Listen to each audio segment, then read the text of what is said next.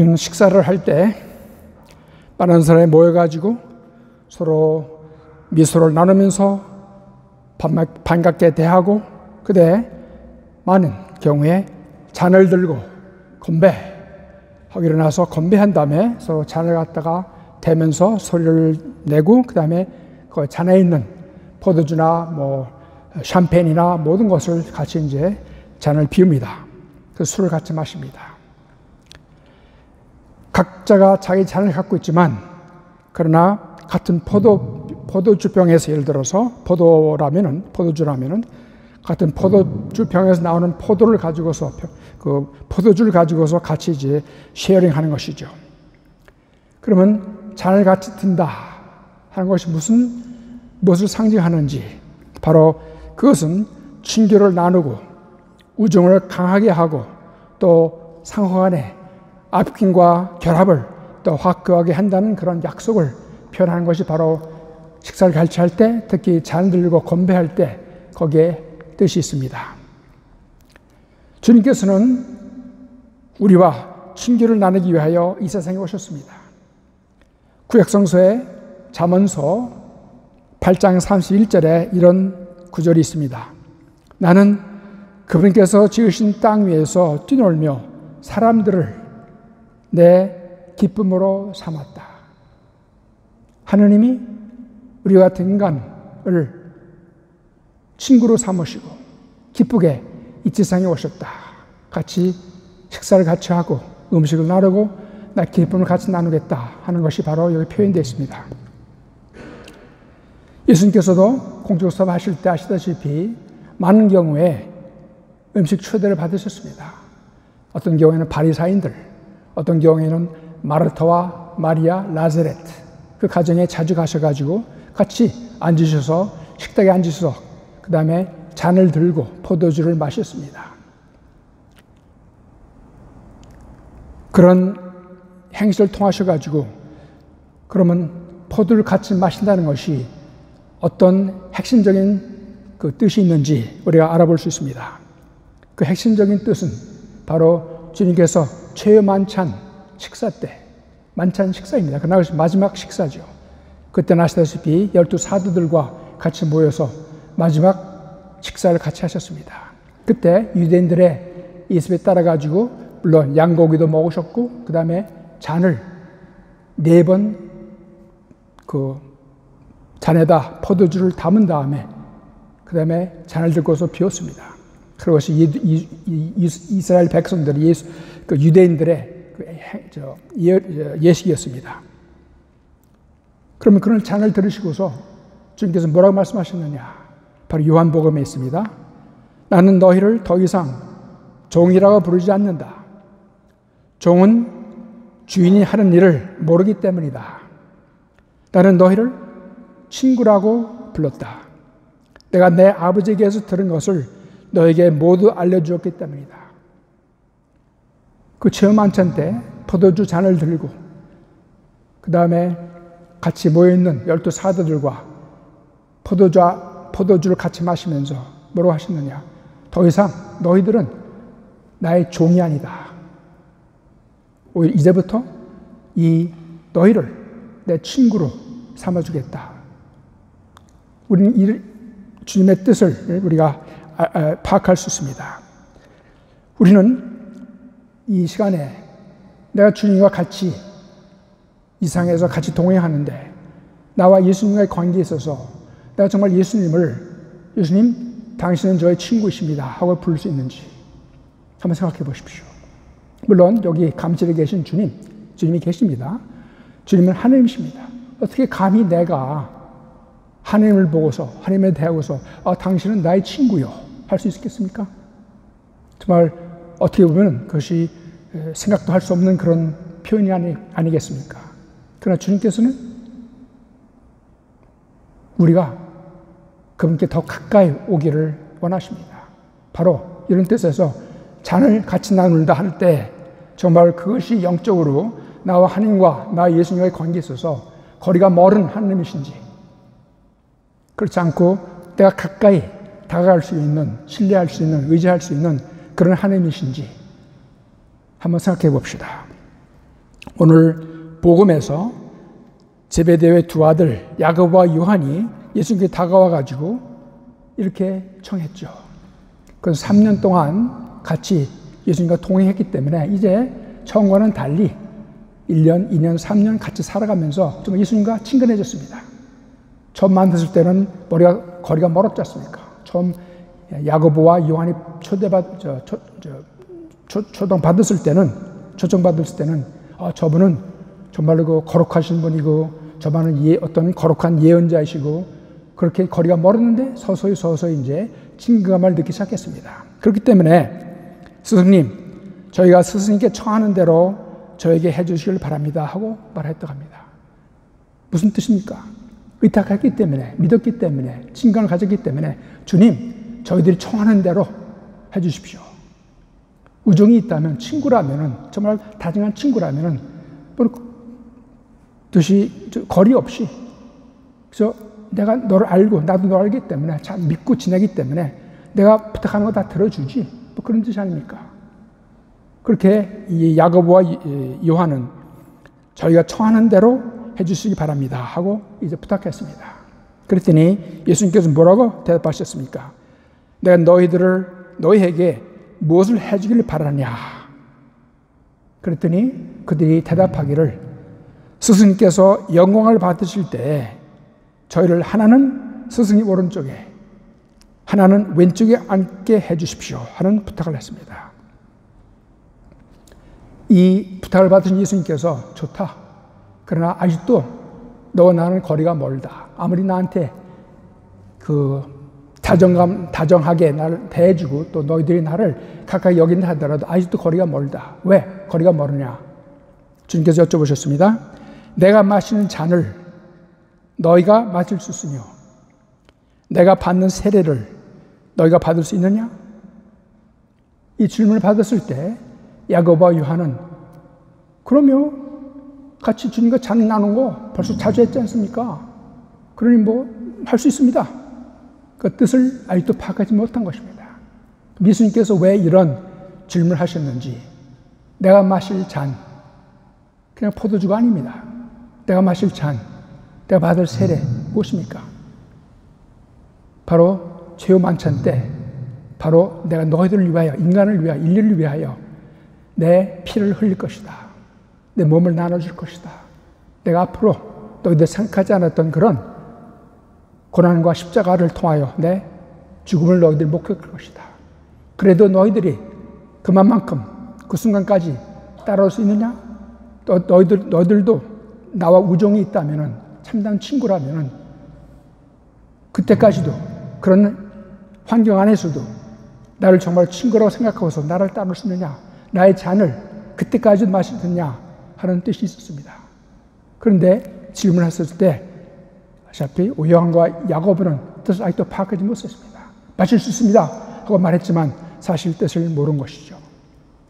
우리들도 이 신자로 살아가면서 주님과 같이 잘 마시겠습니다 하고 따라갑니다. 좋습니다. 그러나 정말로 주님과 우정을 참된 우정을 가지려면 무엇입니까? 내가 원하지 않았던 뜻하지 않았던 어떤 역경이 올 때 예를 들어서 그때도 주님을 따라갈 각오가 있는지 이 세상에 살아가면서 우리가 정말 뜻하지 않았던 생각하지 않았던 그 일이 많이 생기지 않습니까? 지금 코로나 때문에 아직도 사람들이 많이 공포심에 있고 말입니다. 서로 어떤 방법 찾아가지도 못하고 또 절제하고 뭐 당신은 뭐 박신 맞아놨으니까 오지 마시오. 나는 박신 맞았으니까 뭐 박신 문제 때문에 서로 갈라지고 또 어떤 경우에는 뭐 식당에 가려고 하더라도 박신 안 맞았기 때문에 나 못 가. 박신 안 맞으면 들어오지 못해. 뭐 그런 상황이 아닙니까? 그러면 이러한 그 사회적으로 흘러가는 것 때문에 그런 어려움을 당할 때 나는 꾸준히 주님을 믿고 따라가려고 한 용기가 있는지 잔을 마실 수 있는지 그것을 우리가 박신뿐만이 아니라 경제적인 문제라든가 건강이라는 문제라든가 대인관계 문제라든가 가정에서 조금 어떤 문제가 생길 때 또 부모와 자녀의 관계에 있어서 어떤 오해와 뭐 어떤 때는 그 화도 내고 말입니다. 서로 갈라지고 할 때 그 뒤에서 난 정말 주님의 뜻이 무엇일까? 나는 주님을 따라갈 때 그저 주님 좋은 것만 주세요. 좋은 것만. 맛있는 술잔만 주세요. 맛있는 포도주만 주세요. 누구든지 포도주를 싫어하는 사람이 누가 있겠습니까? 포도주가 아니라 샴페인 준다. 거절할 수는 없습니다. 그런데 주님께서 나한테 이것은 술잔이 아니라 포도주가 아니라 나의 피다. 내가 너희를 위하여 흘린 피다. 너희들 희생할 수 있느냐? 너도 나를 위하여 피를 흘릴 수 있느냐? 할 때 우리는 그렇게 할 수 있을런지, 각오가 되어 있는지, 그것이 바로 꾸준하게 살아가는 우리의 신자들의 영적 모습입니다. 주님이 마시는 잔에 대해서는 벌써 예언이 있지만 오늘 제1독서에서 이사야 예언의 말을 들었습니다. 그를 으쓱거리고자 하는 것은 주님의 뜻이었고 그분께서 그들 병고에 시달리게 하셨다. 그는 자신을 속죄의 제물로 내오면서 그는 후손을 보여 오래 살고 그를 통하여 주님의 뜻이 이루어지리라. 예언이 무엇입니까? 이사야가 예언한 것은 바로 예수님께서 우리 구세주로 오셔가지고 구원자로 오셔가지고 어떻게 우리를 구원할 수 있으냐? 그가 자신을 속죄 제물로 내오실 것이다. 그렇게 하셨습니다. 예수님께서는 다시 한번 고통과 순환과 십자가의 그 해상적인 죽음을 통하셔서 내가 마시는 잔을 너도 마시겠느냐? 내가 받을 세례들 너도 받을 수 있는 각오가 되어 있느냐? 그래야지만 너희들이 나의 참다운 친구다. 다시 한번 주님께서 우리한테 지금 회상해 주십니다. 그러면 주님과 친절한 우정은 어떻게 표현할 수 있을까? 어떻게 살아가는 것이 참다운 그 우정의 그 표현일까? 인간관계에 있어서도 말입니다. 우리 다들 친구들이 있습니다. 다들. 그러면 여러 가지 표현할 수 있는데 여러 가지 방법으로 참다운 우정을 어떻게 표현할 수 있을까? 여러 가지 중에 하나는 서로 친구이기 때문에 첫 번째는 깊은 신뢰입니다. 나도 친구를 믿고 친구도 나를 믿습니다. 그래 모든 비밀이 없습니다. 내가 속을 털어놓고 그 친구한테 말을 하면은 그 친구는 그걸 듣고서 나의 말을 듣고서 위로해주고 그 다음에 내가 말하는 그 비밀은 누구한테도 절대 밝히지 않습니다. 왜? 내가 너를 믿기 때문에 비밀을 지켜주고 왔기 때문에 서로 신뢰한다는 것 첫 번째는. 두 번째 참다운 친구 간의 핵심이 무엇입니까? 두 번째는 꾸준성이다. 나는 1년 동안 친구였는데 1년 후에 친구 아니야. 그 친구라고 할 수 있습니까? 꾸준한 친구, 꾸준한 우정을 같이 나누는 사람. 1년, 2년, 3년, 5년, 10년, 50년 꾸준히 같이 해서 믿고 의지하면서 신뢰하면서 살아가는 것. 그것이 바로 두 번째 참된 우정의 표현입니다. 세 번째로 고통을 같이 겪어주는 사람. 나의 고통이 내 친구의 고통이 되는 것이고 또 내 친구가 고통을 받았을 때 나도 그의 고통을 내 고통으로 바꾸서 같이 정말로 고통을 받는다 하는 것이 우리의 참된 우정을 표현하는 뜻입니다. 그러면 예수님과의 나의 우정은 이 세 가지를 바라볼 때, 표현할 때 그렇게 되고 있는지. 첫 번째, 나는 항상 주님을 신뢰하는지 변하지 않고 꾸준히. 왜? 주님께서는 우리를 신뢰하십니다. 절대로 우리를 저버리지 않으십니다. 항상 우리 곁에 계십니다. 우리 다가오십니다. 저를 저버리지 않으십니다. 그러나 나는 주님을 신뢰하는지, 특히 주님의 뜻을 믿고서 따라가는지. 두 번째, 꾸준성이 있는지. 바로 여기서 영적 생활을 하면서 내가 꾸준하게 주님을 만나는지, 어떻게 만나는지, 매일매일 아침 기도, 저녁 기도 항상 꾸준하게 매일매일, 가끔 하는 것이 아니라 매일 시간을 내서 주님과 일치할 수 있는 시간을 만든다. 그것이 바로 주님과의 우정을 지켜나가는 그 꾸준성을 표현하는 것입니다. 세 번째로, 주님을 위해서 받는 고통을 달갑게 받겠다는 각오. 주님, 저한테 보내준 고통, 불평하지 않고, 짜증내지 않고, 주님 그걸 의심하지 않고, 주님께서 저한테 이런 고통을 허락해 주신다면 영적인 고통, 심리적인 고통, 육체적인 고통, 어떤 고통이든 간에 보내주신다면 주님, 당신께서는 저한테 더 이 당신의 잔을, 희생적인 잔을 더 마시라고 하신 것이기 때문에 제가 당신의 잔을 마셔야지만 당신은 정말 친구가 되는 것입니다. 고맙습니다. 오히려 우리한테 어떤 고통이 올 때 십자가를 알아보는 사람이라면 오히려 주님께 불평하지 않고 오히려 주님께 감사하면서 마셔야 됩니다. 왜? 그 잔을 같이 좀 마실 때 우정, 주님을 사랑한다는 우정이 확실하게 더 되기 때문에 그래하여 내 오른쪽이나 왼쪽에 앉는 것은 내가 허락할 것이 아니라 정해진 이들에게 돌아가는 것이다. 바로 이와 같이 내가 꾸준히 주님과의 그 우정을 지켜가며 살아간다면 확신감을 가질 수 있습니다. 왜? 주님께서 약속하신 대로 너희들은 나의 친구였기 때문에 꾸준히 나한테 신뢰를 갖고 같은 고통을 겪어주기 때문에 내가 너희들을 위하여 내 아버지께 청하겠다. 그래야 너희들은 총에 들어갈 수 있도록 내가 꼭 만들어주마 하는 주님의 약속이 있습니다. 우리 아직도 10월 로사리오 성월입니다. 꾸준히 성모님께 우리가 매달리면서 그 여러 가지 성물게 되는 찬송가 중에 성가 중에 그런 구절이 있었습니까? 기쁠 때나 슬플 때나 바로 그 성가 중에 아주 마음에 닿는 그런 구절인데 바로 그렇습니다.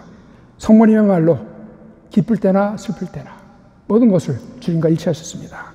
그래야 우리는 우리 곁에 계시는 성모 마리아께 매달려서 묵주기도를 드릴 때마다도 항상 주님, 저는 이 묵주 신비를 묵상하면서 당신의 그 구원 사업을 묵상하면서 환희의 신비, 고통의 신비, 그 광채의 신비, 영광의 신비, 모든 신비를 묵상하면서 성모를 통화해가지고 성모를 의지하면서 당신, 예수님 더욱 사랑할 수 있는 참된 우정을 지킬 수 있는 힘과 용기를 얻어주십시오 하는 것이 우리가 묵주기 드릴 때 그렇게 하여 성모님께 매달려 보십시오.